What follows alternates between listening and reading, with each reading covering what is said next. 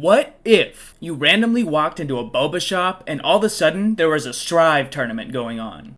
Welcome, players. The Street Fighter party will begin shortly. Sound like a dream come true? Well, while that's not what happened to me, it could happen to you. And this video will help you prepare for such an occasion. Gameplay, commentary, advice. I recently played in a Strive tournament and put together these elements and everything else it had to offer. Hopefully this not-so-subtle reference will cause many viewers to stick around. You want to learn from my mistakes? You can do it! I put everything I experienced in this tourney into one video. Now you just have to watch it. And we'll see what happens when we give a large amount of sugar to someone who is literally insane. Not insane at Strive, just insane. This tournament is known as Teaspoon Tussle, and I wonder how much Boba they'll give me if I win. So without further ado, let's get into our first match.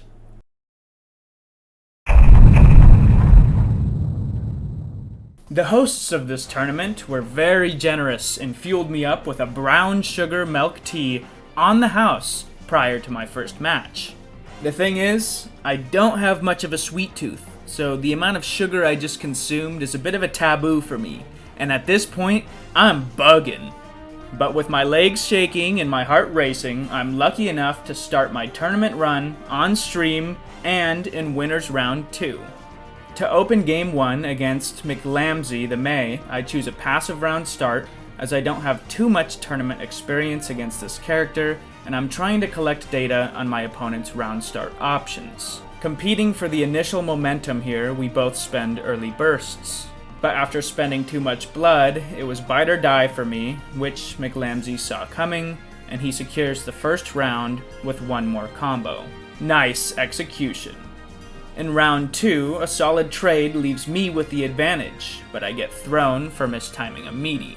This leads to a wall break, and after the reset, my spin loses out to a slide from McLamsey, who proceeds to red RC and carry me back to the corner.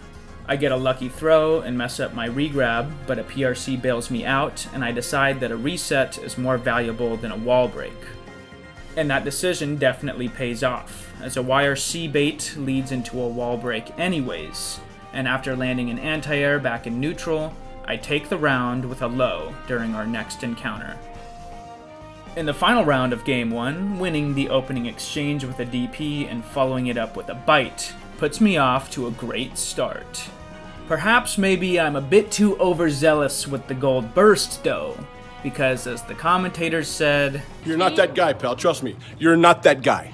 And though I do manage to keep McLamsey locked down for a bit longer, he eventually breaks free and I begin to fiend for one more stray hit to close out the round.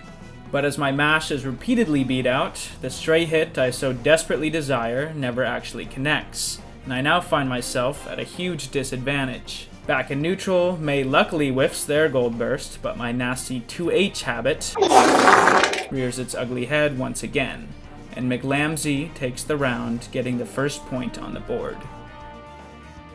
Of course, if you really want to win, it's important that you don't let losses like that get you down in the dumps. Play it cool, as Eris would say, and things might just swing back in your favor. Even though it can be nerve-wracking to play in a tournament, especially on stream, and especially if you've recently consumed enough sugary deliciousness to subdue a small colony of rodents, remaining in your happy place, whatever that might be, can help keep your nerves in check. Sometimes my happy place is at home playing a casual match against my brother. Low stakes and smiles all around. Other times, it's convincing myself that the outcome of the match will determine the fate of someone dear and near. Such as Nami. Which happy place won me the last round? I'll leave it as a mystery. And anyways, let's get back to the play-by-play for round 2. May took the first advantage, but a trade into a 2H sets me up perfectly for an auto-timed bite. After some big counter-hit damage, a tap dust into an RC makes me burst safe, but the DP wall break is not enough to kill. Upon reset, another trade leaves May at a sliver, but McLamsey shows no fear and fights back with a super. This aggression is exactly what he needs to make a comeback, but his next combo drops, and after a YRC, I punish his whiffed burst to win the game. In round 1 of game 3, I force out an early burst with a jump in, but McLamsey catches my wake up thrice and converts it into a meaty combo that ends in a wall break and nets him positive bonus.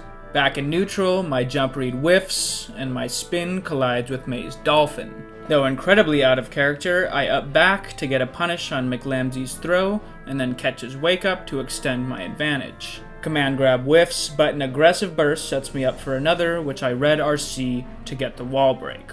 From there, I catch May's jump with a DP, and my preceding 2S recovers just in time to avoid the super, and I punish to take the round. In the next round, McLamsey cleverly uses their 2S to challenge my own. While challenging my clone doesn't work out quite as well, after I end my Rekka, I'm unable to keep May trapped in the corner. After crossing me up and then catching my backdash, McLamsey finds some pretty decent damage and a wall break. I certainly have enough health left here to make a comeback, but it'll take a stronger defense than I've shown thus far. Though I whiff another 2H, I'm able to block in time, and luckily my backdash goes unchecked this time.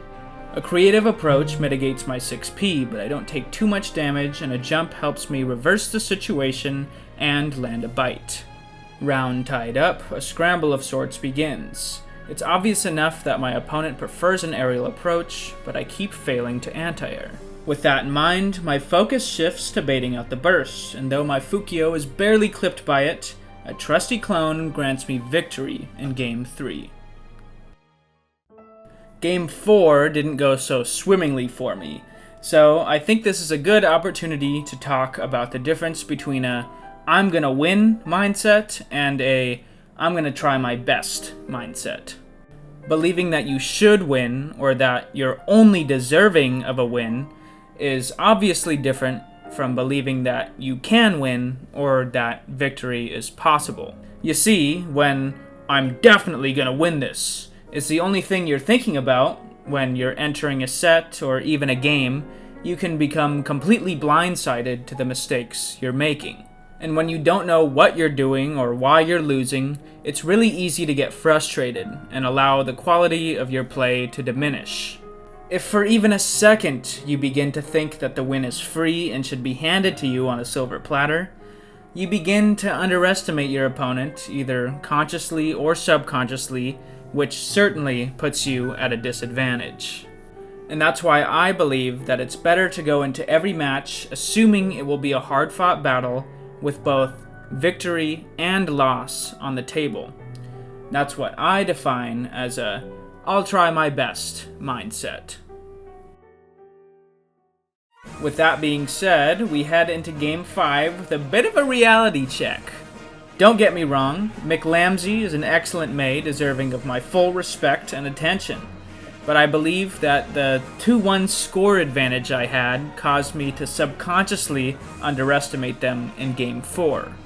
And though he began this game with a decent advantage, a hard read on his burst allows me to turn things around. With the wall break reset, we do our little dance in neutral, but I spin right under May's aerial approach, getting me away from her planned pressure, and a solid confirm wins me the round. With that, McLamsey is now on set point, and it's important that we keep our momentum going.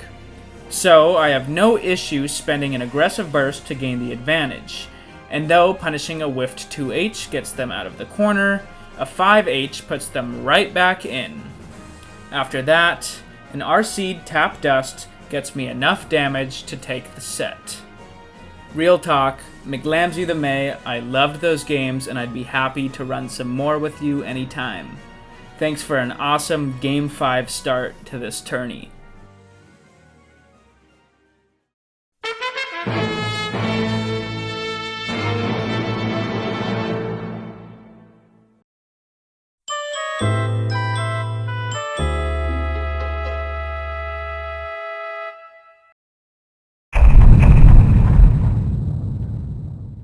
My next match is against Fishy Fishy, a funny guy and a beast of an Eno player.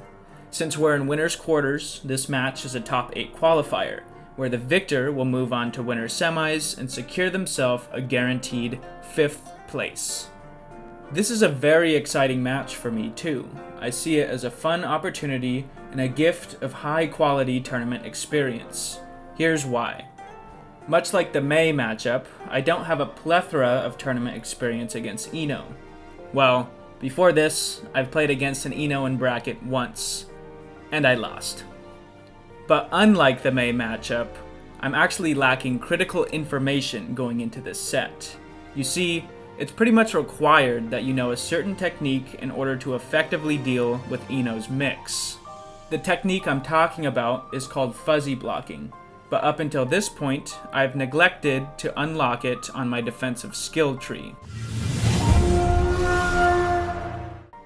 Despite that, I'm still going into this set with an I'll try my best mindset.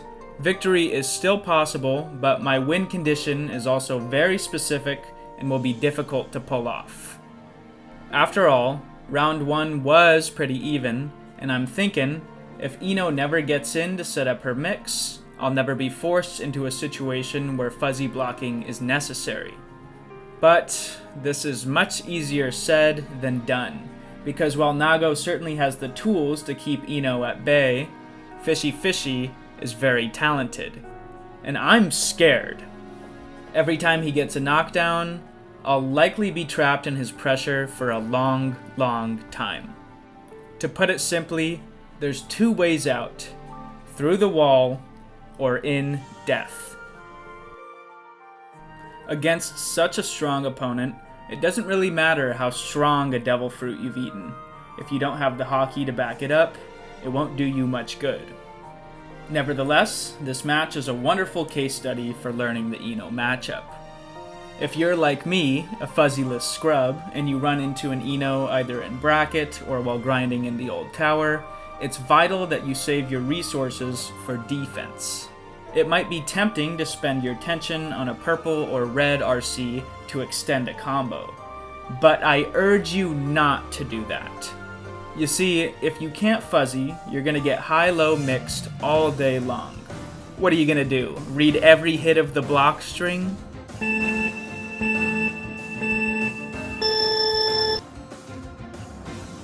While that would certainly work, let's be a bit more realistic here.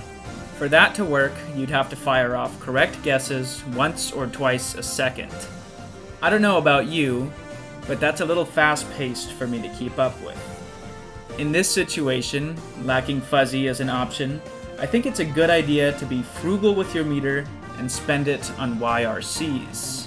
This is a pretty basic concept, but when you have enough meter to YRC, instead of having to consecutively guess high or low against Eno's pressure, you can commit to one 50-50 read and then YRC to make it your turn.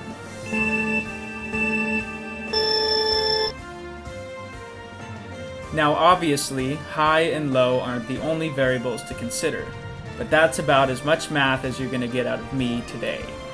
Your opponent could go for a grab, they could delay their attack and counter hit you, or God forbid, they could bait your YRC and get a hard punish. In the heat of battle though, it's best to keep things simple so that you don't become paralyzed by the infinite number of possibilities. I'm a simple guy. I like simple but effective options, and I use simple math. That might only actually make sense in my head. I choose to fight in a way that I see as honorable. I show my hand, hope my opponent is willing to show theirs as well, but much more than that, I hope that the player making the better plays wins. So at this point, it's pretty clear to me that my winner's life is on the line. That doesn't mean it's time to rage quit or stop trying, though.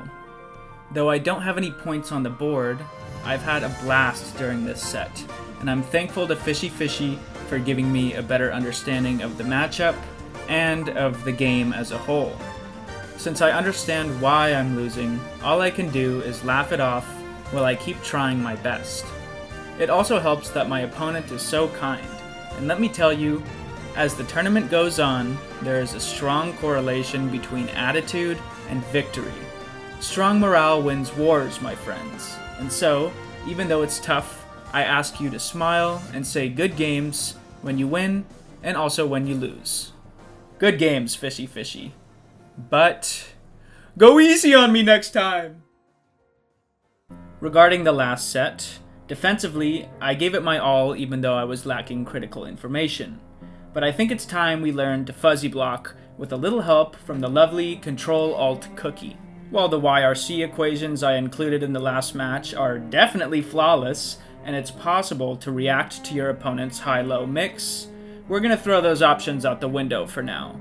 Because as Cookie says, while this does work, it takes a little bit more concentration and I don't like thinking, so let's learn fuzzy blocking instead. Cookie uses Chip as an example in their short, and if you'd like to learn straight from the source, there's a link to their video in the description. But since it's more relevant to my video, I'll be using Eno as an example instead. So here's the gist. After Eno knocks me down, she can attack me with either a high or a low on Wake Up. Now since her jump slash meaty comes out before her 2K meaty would, I want to block high first by holding back, and then quickly block low by tapping down back. By blocking in this order, if Eno goes for a low, my block will switch in time to protect me from getting hit, and if she goes for a high, my low block won't come out and I will still be blocking high. It's as simple as that, but given that I just started learning how to fuzzy block today, my explanation of the technique leaves more to be desired, and my execution is insufficient in providing a perfect example. If you or someone you love is passionate about fuzzy blocking, I would appreciate it if you lent me your specialized knowledge on the subject and kept this conversation going in the comments. Anyway, that's it for this speedran lesson, so without further ado, let's get into our next match.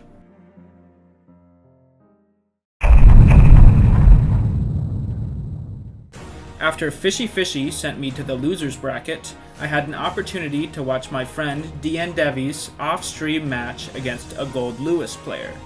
I was sort of jealous, as earlier that day, I mentioned that Gold Lewis is my favorite matchup, and also that I believe it's Nago's best matchup. The Gold Lewis player, Scrungo, had an excellent set against DN Devi, and ended up taking it 3-1. Yes, I'm talking about the same Gold Lewis player that is now my opponent. Must be my lucky day, because the first round is mine. A big reason why I favor this matchup is that it's difficult for Goldie to punish my 2H.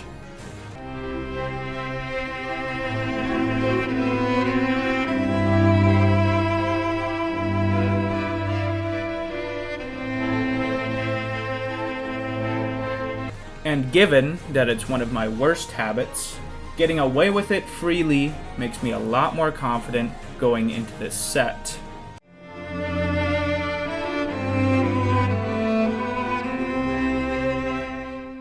But that doesn't mean I can just spend my blood all willy-nilly like, and going into Blood Rage costs me round 2. In round 3, we both choose a passive round start, but I end up losing our first tango in neutral. On Wake Up, I'm able to backdash his pressure and get him into the corner, catching his Fukio check with a close slash. Gold Lewis doesn't have much to combat Nago's corner pressure, but I whiff my red RC bite mix-up and Scrungo punishes to escape. After losing a quarter of my life, I'm able to get back in, knowing that one more opening and a little burst bait could win me the round. Scrungo is patient on defense though, taking a reactionary approach to my aggression and showing that he won't go down without a fight. At this point, my main concern is falling prey to a jump dust. So I throw out a preemptive 6P, but it's Far Slash that opens me up. And it's looking grim here, but a back throw incident wins me game 1. In round 1 of game 2, everything seems to work out in my favor. Baiting out Burst allows me to unlock my win condition extremely early in the round. A late PRC nets me another opening, and my life lead continues to grow. Just like the first interaction of the round, I get a lucky cross-up and carry Scrungo coast to coast. Finally, to close things out, I catch his impatience with a couple of frame traps. Scrungo wins the next round start, pushing me all the way to the corner and taking about half of my life in the process. This is a scary position. Goldie's corner pressure is some of the best in the game, but I find my chance to escape and completely shift the momentum by punishing his Fukio check. Scrungo now in the corner, I find another opening with my Rekka, but drop my conversion. Luckily, I'm still in the driver's seat, and punishing another Fukio check sends Gold Lewis through the wall and grants me positive bonus. From there, I play it patiently, and though I don't convert off of my 6p, my patience continues, and a blue RC gives me the frame advantage I need to find one last opening. With a 2-0 advantage, I want to carry all the momentum I can into Game 3. And so, I decide it's time to pull out third gear! While my third gear might not be anywhere near as powerful as Luffy's, I guess for me, it takes the form of extremely decent spacing. When you're in bracket, to close out a set, it takes a combination of all the data you've gathered thus far. For Nago specifically, I believe the most important things to keep track of are your opponent's round start options and how they react to Fukio. By finding an opening off round start or catching your opponent's Fukio check, you can easily convert into a combo that deals half health, if not more. Once you've gathered the info you need for those interactions, you should apply your matchup knowledge and create a game plan. For example, a great game plan against Gold Lewis is to play just outside the range of his specials in high blood. That way, you're in a great position to whiff punish and condition them into blocking with frame traps. From there, feel free to grab. Fun ass set, Scrungo. Great games, and I hope we play again soon. With my spot in top 8 losers side secured, I played one final match against Chromo the Zato main. Unfortunately, our match wasn't on stream, so the gameplay you're seeing now is just friendlies. It's not the actual tournament. Sorry about that. One thing I can say for sure though, is that Chromo is by far the most talented Zato player I've ever had the chance to fight. Some rounds were incredibly close, while others, Chromo's offensive pressure made it hard to even breathe. For that reason, this matchup can be a tough one for Nago. But as I learned, Zato actually has no guts.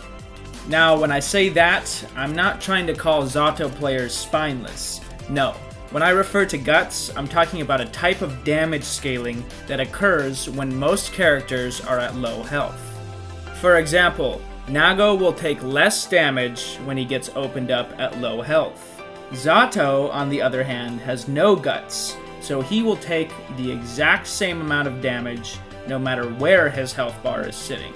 So realistically, Nago's massive damage output can make this a tough matchup for Zato as well. I have to win fewer encounters, and I'm likely to get more damage per encounter I win. Anyways, I ended up losing this set 3-1 and getting knocked out of the tournament at 7th place. Chromo, thanks for the great games and experience. I hope we get a run back at the next Teaspoon Tussle. And with that, our sugar-fueled bracket run comes to a close. It was a small tourney, at just 17 entrants, but it was also a tough one, and I'm glad to have a spot in top 8. Overall, I give it a solid 9 out of 10. Free food and drink, a friendly and welcoming group of Strive players, and the best smelling FGC tournament I've been to. So thank you for watching. It really makes me happy knowing that people appreciate the effort I put into my videos. And if you're new here and made it all the way to the end, please stick around and subscribe for more tournament stories like this one made for viewers like you. Finally, before I roll the credits, I'd like to say great games to all and congratulations to Chamar, Zai, and Fishy Fishy who placed 1st, 2nd, and 3rd respectively. I believe they each received a few gallons of Boba as a reward. While that might not be the Burger King prize pool we're after, it definitely brings us one step closer to finding the king.